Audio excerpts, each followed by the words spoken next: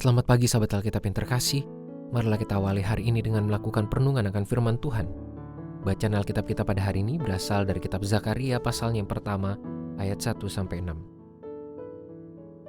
Dalam bulan ke-8 pada tahun kedua pemerintahan Darius, datanglah firman Tuhan kepada Nabi Zakaria bin Berekia bin Ido, bunyinya, Tuhan sangat murka terhadap nenek moyangmu, sebab itu katakanlah kepada mereka, beginilah firman Tuhan semesta alam, kembalilah kepadaku, demikianlah firman Tuhan semesta alam.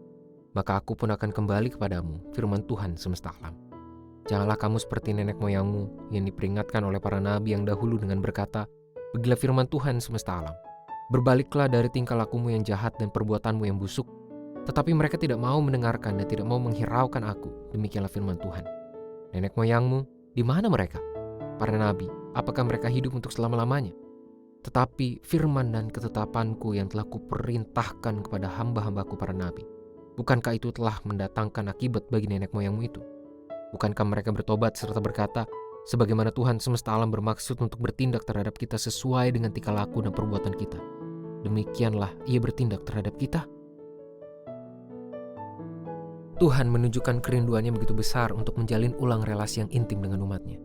Tindakan ini tentu menjadi sebuah bentuk perilaku dari luapan hati yang sangat romantis. Tuhan untuk kesekian kalinya mengingatkan umatnya bahwa ia tidak rela kehilangan mereka. Tuhan melalui mulut Nabi Zakaria berkata, kembalilah kepadaku, demikianlah firman Tuhan semesta alam, maka aku pun akan kembali kepadamu. Tidak perlu dipungkiri bahwa umat Israel memang sudah melakukan keberdosaan begitu besar di hadapan Tuhan. Berdasarkan pesan Nabi yang telah disampaikan beberapa sosok Nabi yang telah diutusnya, Tuhan selalu menunjukkan tegurannya begitu keras dan lugas.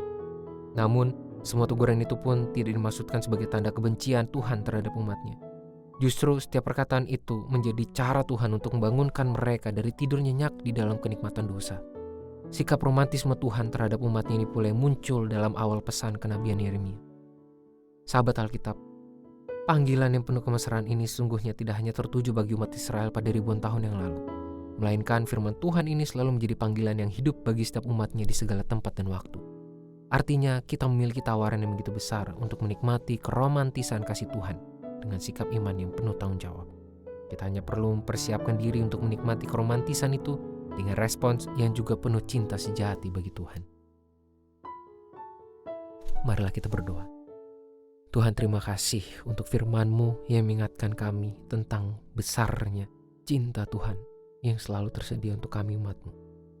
Ampuni kami Tuhan, kalau seringkali entah sadar maupun tidak, kami justru memunggungi Tuhan, membelakangi keromantisan cinta Tuhan. Tolong kami untuk kembali mengarahkan hati dan pikiran kami, merespons cinta-Mu dengan komitmen, kesetiaan, dan kasih yang tanpa tanggung kami berikan kepada Tuhan. Hanya di dalam nama Tuhan kami Yesus Kristus, Sang Sumber kehidupan, kami berdoa dan menyerahkan kehidupan kami. Amin.